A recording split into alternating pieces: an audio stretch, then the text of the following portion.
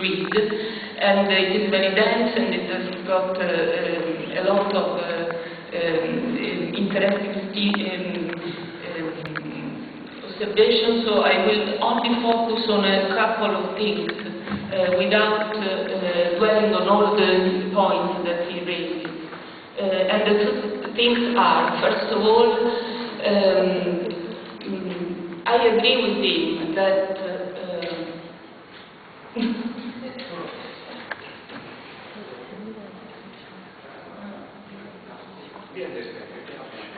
okay, I go. Sorry. I agree with his main point. This is a quotation by the paper by Alessandro Roncaglia.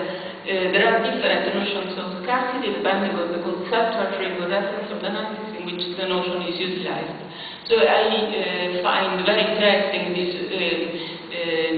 differentiation between the notion of scarcity, which we can find in classical economics, which is a different and more general notion of scarcity, compared to the relative scarcity as regulator of prices that we find in neoclassical theory.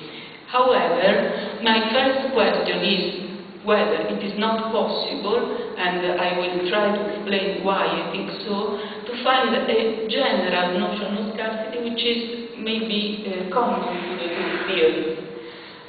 Although relative scarcity, of course, is specific to neoclassical theory. This is my first question. And the second is just an observation on the way in which relative scarcity, in which scarcity may become a regulator of prices in neoclassical theory. So I deal with very classical and perhaps elementary questions, but it's just to understand better, to grasp the meaning of the paper. So I hope they can be useful for discussion. No? This is, again is of course Riccardo's quotation that Alessandro Roncaglia already quoted on the sources of value. And Riccardo says that most of commodities derive their value from the quantity of labor required to obtain them and not from their scarcity. However, there is a category of goods which derive their value from scarcity, and these are the commodities which are not produced and which are useful, cannot be produced, and are available only in limited quantities, which are like old masters and the typical stuff food. These, according to Riccardo, are a very limited part of the exchanged goods. So I would say that in Riccardo, in the classical economists in general, focuses on commodities which are reproducible, useful, appropriable, valuable, and exchangeable. I think that these four characteristics are. Now, what Alessandro Roncaglia says is that economic goods are generally defined in classical theory as well as goods, in the sense that they are not available in unlimited quantities. Usually there is, with respect to the extension needs and desires. So they have these two characteristics. They are not available in unlimited resources, but at the same time they are reproducible. So provided there is the amount of labor needed to reproduce them, they could be reproduced with no limit. This is what Riccardo says. My observation is that in order to have positive prices for classical economists,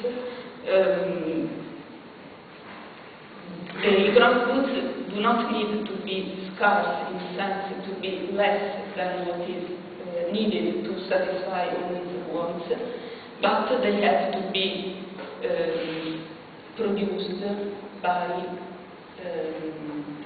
at some cost, which is slightly, perhaps it's just another way of And anyway, I will go to this. So I said that I already said that scarcity is the regulator of value only for a very small category of goods, which are the goods which are not reproduced and are in limited supply, but are useful for there is a demand for them. Now, this is Barras' definition of scarcity, Barras' definition of social wealth. I also refer to Guido Montani's entry Scarcity on the small grave, where scarcity is seen as, to my reading, as a general concept that can be useful for both theories. There are some common grounds, so I am between the two. I think that it is true what Roncaglia says, that there is one notion of scarcity, relative scarcity, that is absolutely specific to the classical theory, and also that there might be a general definition of scarcity, which might be, if I understand it correctly, could be. And Barras says that social wealth is made of things that are scarce, which means useful to us, and on the other hand, only available to us in limited quantity. And as a consequences of these, the consequences of these two characteristics, he says that things are appropriable, valuable, and exchangeable, and reproducible, which sounds exactly like what I indicato. So I think that we can define that as scarce goods in general as opposed to free goods in this way, not in this way. Scarcity in the general sense is, so this should be, if I'm right, common to the two theories, at least partially. The quantity of goods is limited with respect to the extension of needs and desires. Goods are generally reproducible, but reproduction implies a cost, which means labor.